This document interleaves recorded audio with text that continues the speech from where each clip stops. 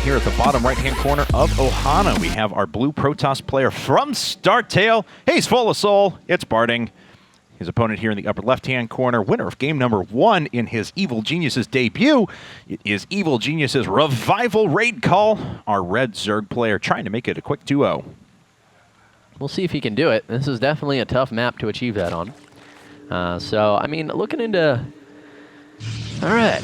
You're probably up against an Immortal Centriole, and you definitely don't want to... I mean, you want to play to the builds that you know your opponent can do, of course, but it's not good to make blind expectations here. But you know, what do you want to do as a revival? Well, I mean, there's a couple of things you can do. Quick pushes of your own are pretty powerful here, because you can actually kind of... this is a tough ramp to get up, but you can actually cut off the forces here through the destructible rocks. You can try and put on pressure in different ways. You know, it used to be that whenever you were Forge Fast expanding as a Protoss player, you'd get punished in some way or in a long best of at least a couple of different times with some sort of a quick roach play. But in this case, it's something entirely different. Barding's going to go Gateway first. And this can actually lead to a similar conclusion, something like a 1-gate expand into 4-gate robo again. But Barding certainly wanting to do things a little bit differently. That early Zealot, at the very least, is going to get up there and put on a little bit of pressure. I mean, we've seen more and more Protosses doing this as of late.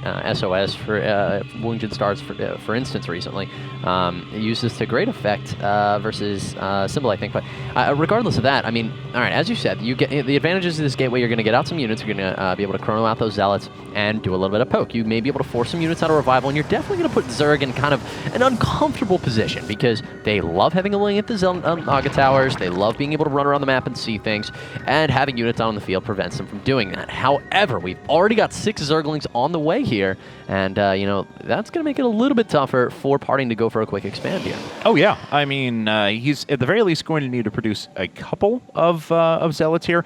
He certainly will need those. He sees the first 6 lanes that are making their way out on the map. And in fact, he's keeping his probe back here just so he can be as annoying as possible, and does drop down a pylon with just 1 Zergling, 1 drone there. It is going to be a little bit difficult there for that hatchery to go up, and in fact, he forces Revival to place this over on the right-hand side. All right. So this is a little bit dangerous at this point. We have 1 gas for our Protoss, which is pretty standard stuff, but here's the thing. Now he's making a Stalker. He started his Warp Gate tech. He's still making probes here. Hasn't dropped that second gas. How much chrono does he have? Can we take a look at that Nexus, actually? Okay, so the chrono's out. You know, I mean, it's always a dangerous position when you have a... Basically, guys, here's what it is. You got a Protoss on 1 base. You have a Zerg who's on 2, but their expansion is on the far side of the map.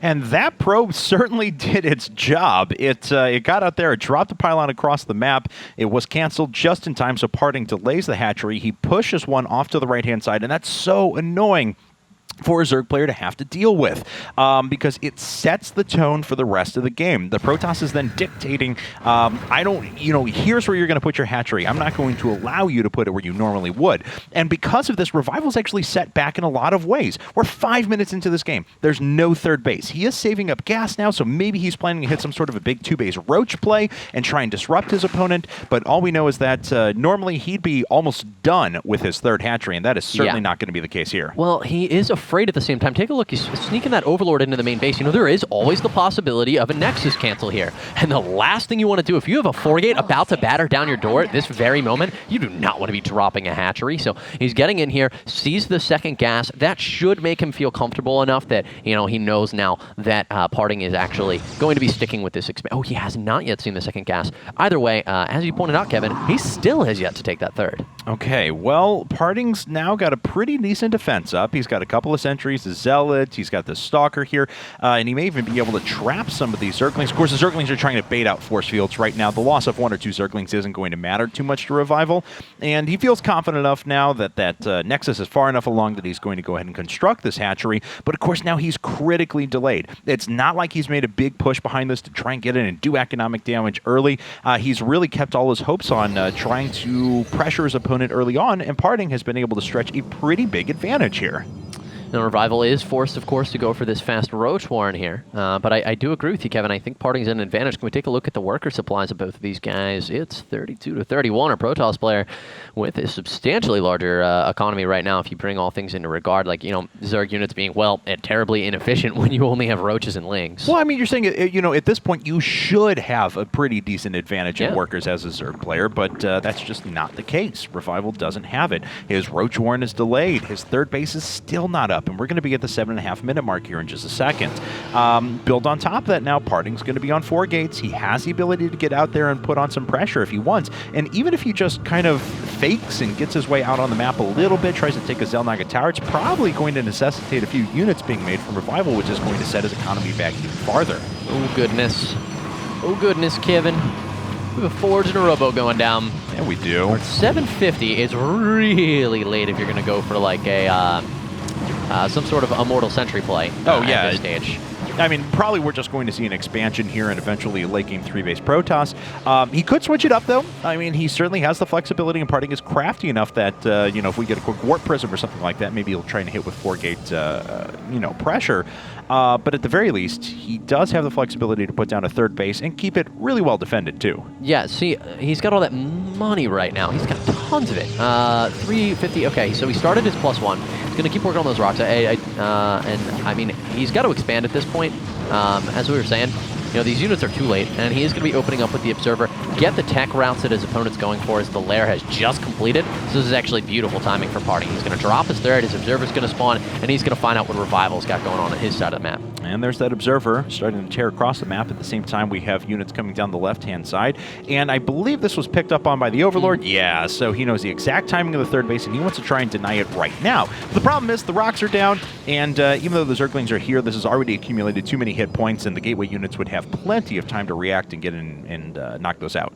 Absolutely, but Revival is just... I mean, he's starting his Infestation Pit when the Robotics Bay is already halfway done.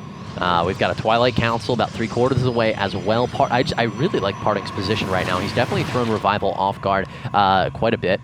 We've got the +1 missile attacks, however, which is going to be working really nice with the Infested Terrans we may see on the map. Will a Pylon go down here? That'd be a nice small victory, but no, Revival's going to be chased off. Yeah, he's going to come right back around, though, and see the photon cannons that are already warping in. Nice job, he's going to kill a probe, but loses a lot of Lings on the way out. Look at just the Lings that were trapped inside of those force fields. Very nice play from Parting there. Very efficient use of those force fields. Now, Revival is starting to cut a couple of corners. He made a bare minimum of defense. I mean, this was just in case he could stop a couple of Gateway units and delay while he warped in or created another large round of units. But you can see, I mean, he's going up in tech. He's going up in economy right now. He's putting everything into those avenues, so he can hope, he can pray that he can get this large infestor count out and try and stabilize somehow. And this is, by the way, these games were played yesterday, I think, so these are incredibly recent. They are on the newest patch and everything that entails. Yeah, a tough thing here, though, is, Infestors are still a great unit, Kevin, yes, regardless of the patch or not, and Revival's going to want a lot of them. And he just got his gases completed at his third base, and, his third's actually in his natural. So I see what you're saying. They just wrapped up. And now he's in this position where he's got, 4 Infestors on the map against 2 Colossus, I think. There's already Colossus out. There's a second one about to spawn here. Yes, you are correct. That's a tough spot to be in as a Zerg. So I know we're saying over and over that, Revival's in this difficult position, but here's what I really like. He's doing 2 things. Right now he's taking a very quick 4th. In retrospect to the current pace of the game where he's been so slowed down. And he's going for a Spire, so there is the potential for a very quick tech switch. That's right. I mean, he has to cut corners. He absolutely has to. There's no way that he can just play standard from here on out and try and balance some sort of mix of units and things like that. This is really risky out of him, because if this doesn't get anything done, I mean, it's at the very least, he's showing units like, oh, look, I'm doing so good right now that I can still get out there with a couple units. Aren't you scared? Aren't you scared? And then he runs back home. He doesn't mean to pressure with that. He just wants to convince his opponent that he's showing more strength than he actually has. As many a caster has said, you're beating your chest. Yeah. You're trying to make it look intimidating, coming forward like you're gearing up for an attack, because if your opponent invests a lot of money into units, attacking right afterwards is actually far less than advantageous. You want to wait 2 or 3 minutes until all the units that could have been drones are now just units that have been sitting around, and you find an opening. in this situation, Revival showing those units, he really just wants to get his 4th base going. Yeah, and while all that happened, though, Parting did not take the bait. He didn't even, I don't even think he warped in any gateway units. He started another Colossus, he started +3 weapons, and he made a Templar Archives and a Stargate.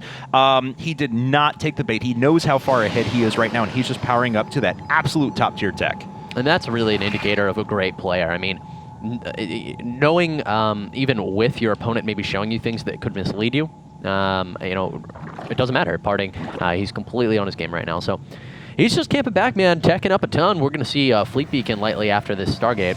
And looks like he's going to be taking a 4th base as well. His position is beautiful, but Revival is maxed out at this stage with Corruptors, Infestors, Lings, and Roaches. The only thing I don't like is he has a lot of Zerglings, and they're still going to be 2-shotted by those Zealots. Yep, 115 Zerglings out on the map. So if he can find a good engagement here, this could work out for him. And look at this. Right now, Parting is way out of position. He's going to try and trap all these higher tech units off to the side. The Corruptors engaging up at the front. The Zerglings are actually not helping this. They know that they can't win anything against these 3 Colossi. Those have to be killed before the Zerglings can actually get in there and do anything. Now, the Corruptor count is actually still quite high. Parting has actually taken some pretty decent damage as a result of this. He is going to hold for now, and it looks like he is warping in units to continue hurting these Lings inside of his natural for now, but this did a little bit more damage than Parting would have liked. It's still cheap units. Parting still didn't really take that much in the way of tech loss or anything, but that did more damage than he would have wanted. I mean, he lost 3 Colossi. That's definitely a huge blow. Can we take a look at the units loss tab, actually? And all right, so relatively equal, which is all a Zerg player honestly wants to ask for, but in this situation where Parting has been keeping up with you economically, it's actually only mediocre. If we take a look at the economy of both players, I mean, at this stage right now, guys, it's a very small window that Revival has in his advantage right now, and when this 4th base is kicked in for Parting, we see he's making probes right now. It's really just going to swing back in his favor. There's the Fleet Beacon. I mean, the tech right now is out of control for Parting. He's going to have his Fleet Beacon done before the Greater Spire. Yeah, so if you count the extra time that it takes to make a mothership, he's actually going to have that mothership at about the same time that Broodlords actually end up morphing in. And there you can see, a mothership is being created. It's going to be chrono boosted here in just a second. That Greater Spire still has 20 seconds before it finishes up, and then he has to start his Broodlords afterwards. I will say, though, that's what Revival needed. He did damage. He killed Colossi. He started to get in there and work against that economy, and that's precisely what he needed to find some sort of equalization in this game. Now, is he still in the best of spots? No. I think we still agree that purely because of the tech and base advantage that Parting is holding right now, that he's still winning this game, but it's closer than it was just a couple of minutes ago. You know, but Parting played with such an incredible amount of greed in all his tech. I mean, he went for everything. He went for the Stargate, the Archons, the Colossus, he went for, and the upgrades, and the 4th base. He played with as much greed as you could possibly play with as a Protoss player. Revival went, I'm going to punish you for this, and he went, yeah, I'll lose 3 Colossus.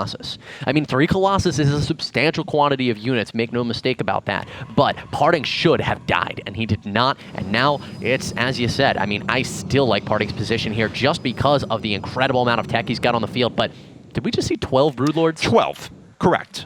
12, along with 6 Infestors, and the Infestor count is not all that high. He's continuing to buffer that a little bit. He's starting to make a spine crawler wall, so things are hitting the right way for him, but Parting still has a massive army. Now his mothership's done, so all of his units are going to be cloaked in 50 seconds. He is going to have that very, very nice Vortex available for him, too. Not the Heart of the Swarm 300 damage Vortex, but the real Vortex.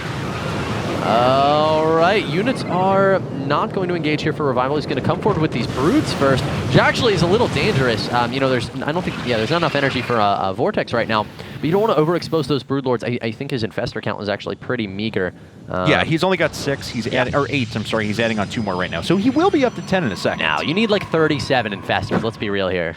Well, yes, you always, just against any unit competition, 37 Infestors. This siege push, though, is working pretty well. If he takes down one of the gateways, it opens up a secondary attack path, or a flank path, I guess I should say. Photon cannons are dying pretty quickly. Nice job. The Blinkstalkers get right underneath, but the Infestors are actually in a pretty good spot. 2 Broodlords end up falling. The rest of the units are fungled down, but now this Archon is up at the front, and Parting is being super aggressive with this, continuing to blink underneath these units. He's already taken out about half of the Broodlords, and his mothership's pushing forward. Just 3 seconds left until it has enough energy, but there is Neural Parasite available if it can land, and it can't. The Vortex captures all the rest of the Broodlords, and that is a fantastic position for Parting to be in. Yeah, he's just got so much stuff between the Archons, the Stalkers, the Colossus, the Mothership, everything, and Revival just, he didn't have enough Infestors here to be able to take on this army. The Broodlord count not high enough, Parting gonna blink in and clean up whatever hope was still left for Revival, who's now down to 117 supply, nearly broke. I guess Parting is under 100 minerals, but he's got almost 200 right now. Yeah, I mean, he absolutely does. Parting's had an efficient use of his money, though, and he's got a completely open fourth base that's not been under any pressure, so he's not in any danger of being starved out of this game. Of course, Zealots charging at you are, at this stage of the game, likely going to be changelings. Parting cleans those up, and he picks off almost two Corruptors before they're ever able to get in position. Every unit right now is so valuable for Revival. He's out of money, he's out of options, and he's only got 150 supply. These Broodlords are so important, and Parting says, no, I am going to pick off 3 of them before the fight even starts, Kevin. And as the infested Terrans go down, I think so does the hope for Revival of taking this match. Yeah, but you know what? Revival did his job. He took game number 1, but Parting looks a little bit too strong, and even without a Soulful Immortal Sentry all in, proving that he has what it takes on this map to play the long macro game against our Zerg opponent here. So, Broodlord's falling, and that's going to be it. GG. Parting ties it up for Startale.